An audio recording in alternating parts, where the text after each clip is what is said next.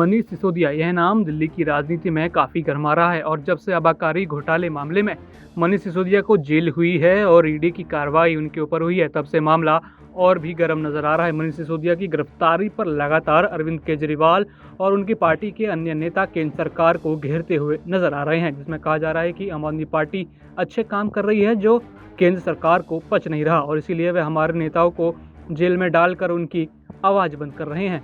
मनीष सिसोदिया दिल्ली के उप मुख्यमंत्री व शिक्षा मंत्री के रूप में काम कर रहे थे। फिर उनके ऊपर आबकारी नीति को लेकर बड़ी कार्रवाई हुई।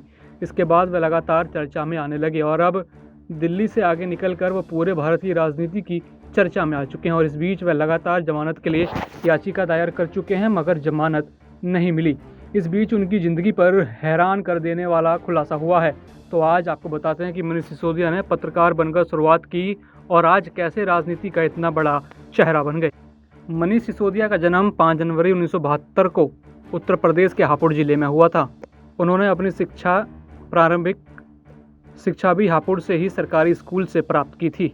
राजनीति में आने से पहले वे एफएम रेडियो पर आरजे के तौर पर भी काम करते थे और 1996 में ऑल इंडिया रेडियो के लिए काम करते थे। वे ज़ीरो आवर प्रोग्राम जैसे प्रोग्राम होस्ट करते थे। पत्रकारिता में निर्णय लेने के बाद मनीष सिसोदिया ने पत्रकार के रूप में काम किया, जिन्होंने 1997 से 2005 तक जी न्यूज़ के लिए एक रिपोर्टर, समाचार निर्माता और समाचार पाठकों के रूप में काम किया।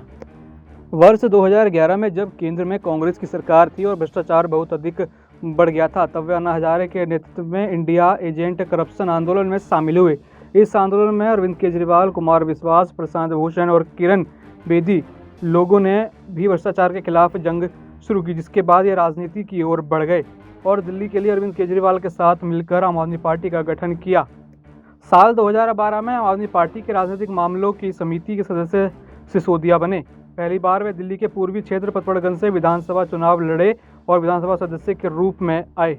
2020 में फिर विधानसभा का चुनाव लड़े और प्रतिद्वंदी बीजेपी के रविचंद्र सिंह नेगी को 3000 वोटों से पीछे छोड़ उन्होंने वहां जीत हासिल की।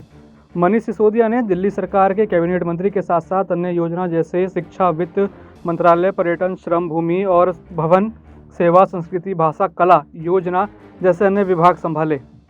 बात करें तो उनकी संपत्ति की, तो उनकी शुद्ध संपत्ति 41,66,000 बताई जाती है, जो उन्होंने अपना नामांकन करते वक्त दर्ज कराई थी।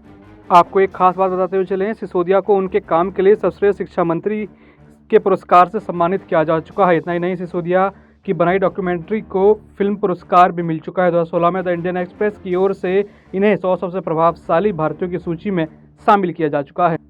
पत्रकार और पत्रकार से राजनेता बने दिल्ली के पूर्व शिक्षा मंत्री मनीष सिसोदिया ने कई राजनीतिक उतार चढ़ाव देखे और वो आज यहाँ तक पहुँचे हैं, लेकिन अब केंद्र सरकार द्वारा उन पर लगातार आरोप लगाकर उनको जेल में भर दिया गया है।